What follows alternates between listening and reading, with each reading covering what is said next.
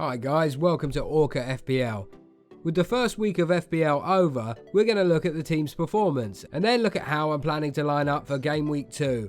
If you enjoy this kind of content, please subscribe to the channel as there will be plenty more coming throughout the rest of the season. Let me know in the comments who you guys are planning to bring in this week, or are you saving your free transfer? Overall, I'm quite happy with my team's performance in the first week, picking up a total of 66 points. This leaves me with a game week rank of just over 1.2 million, a very reasonable start to the season.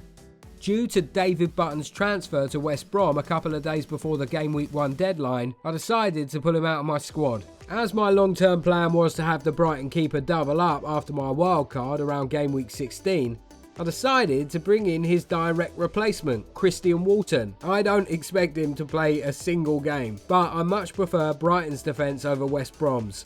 With that said, let's take a look at how the team did individually. The Liverpool-Leeds matchup was a thriller to say the least, finishing 4-3 to Liverpool after 90 minutes of end-to-end football, with each side taking it in turns to add to the scoreline. Whilst this wasn't great for my defensive returns from Alexander-Arnold, Salah certainly made up for it with his hat-trick. All in all, he racked up 20 points through 2 penalties and a powerful shot from the corner of the box into the roof of the net. Leeds were incredibly clinical with just 3 shots on target and finished all of them. For Liverpool, it was much more of a case of quantity over quality, with them having 22 shots in total. Many are concerned about Alexander-Arnold after this game week, but I think it's very much a case of him needing to return to fitness, as he didn't really feature in Liverpool's pre-season. My double up on Southampton returned a disappointing 3 points between them. The entire Southampton side looked rather dismal in their 1-0 loss to Crystal Palace, despite having over 70% possession. I had expected this to be one of their easiest early fixtures, and when you combine this performance with their 2-0 loss against Brentford during the week, it doesn't paint the most positive of pictures. Ralph Hasenhuttl has largely put these poor performances down to fitness issues, and as such I'm happy to wait and see whether the Saints get sharper over the coming few game weeks. Thankfully, one of my defenders did return some solid points. Whilst he didn't have the best of individual performances, James Justin was able to pick up 9 points against newly promoted West Brom. Leicester never really looked like conceding, with Schmeichel facing just a single shot on target all game, and only 3 shots from inside the box. Justin also got credited with an assist, after being taken down in the penalty area, allowing Vardy to complete his brace of penalties. Hopefully, over this next few games, he can pick up a couple of more clean sheets before Pereira returns. My captain Aubameyang had a lively performance and picked up a goal against Scott Parker's Fulham. Whilst Arsenal looked very good, I'm not reading into this result much, as it felt to me that Fulham made them look significantly better than they actually were. However, I will be keeping an eye on Arsenal assets over the next few weeks to see if they keep up the standard of play, with Willian in particular catching the eye. Whilst this game provided one of the biggest results for my side, it also provided the biggest disappointment in the form of Mitrovic. Parker decided not to start the Fulham talisman due to fitness concerns, and as such he only played 27 minutes. Once he came on, Fulham did look slightly better, but I am very concerned about them and may look to target teams who are set to play them. St. Maximin and Son provided minimal returns and are both looking likely to be on their way out of my side sooner rather than later. In the case of Son, this was planned before the season, as I was looking to replace him with Fernandes.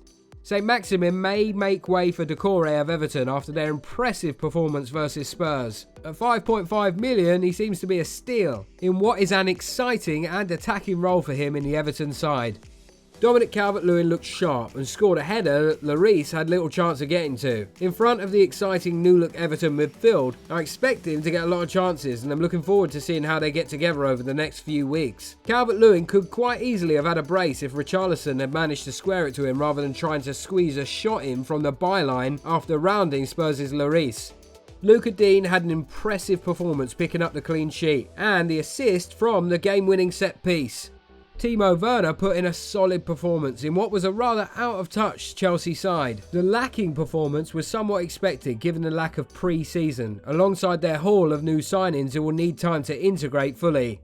Werner looked up for the challenge as he raced around the pitch. His pace was the key factor to him picking up the assist, as he latched onto a slightly overhit pass and was fouled as he tried to round Matt Ryan. Jorginho deftly slotted the penalty into the bottom left corner. Werner did appear to pick up a knock from the foul and was icing his leg after the match, but confirmed he would be fit for the Liverpool match. As we look towards Gameweek 2, the big talking point for managers will be the return to competition for Manchester United and Manchester City. This presents a lot of options for managers, and with that, a lot of headaches. I have been planning to move out Aubameyang and Son in Gameweek 3, having saved a free transfer in Gameweek 2, replacing them with Kevin De Bruyne and Bruno Fernandes. However, given the large number of transfers coming in for both players, their prices seem likely to rise this week unless the algorithm has something which will hinder that, given their teams haven't played. Whilst ideally I would have stuck with the original plan, I've decided to take a hit and bring them in early. I am aware that this is not the most efficient situation for Gameweek 2, given Aubameyang has a significantly better fixture, but I want to ensure I don't miss out on my key midfield trio. Should both De Bruyne and Fernandes rise before the deadline, these plans will be scuppered. Whilst I'm normally very risk averse when it comes to taking hits and I'm not overly comfortable with this move, I feel like longer term it is the best option given my plans. For Gameweek 2, my current lineup is as follows. Steer comes in for McCarthy, as I prefer Villa's fixture against Sheffield United compared to Southampton playing Spurs, who will be looking to redeem themselves after the loss to Everton. With Villa signing Martinez from Arsenal, potentially Steer won't play, and in which case McCarthy will just come in as substitute.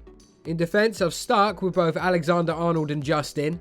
Alexander-Arnold has a tough fixture against Chelsea, and I can see this being another high-scoring game, given neither team's defences look particularly solid in the last weekend. Walker-Peters is benched, as I don't want to have the double up versus Tottenham. This means Charlie Taylor comes off the bench for his match against Leicester.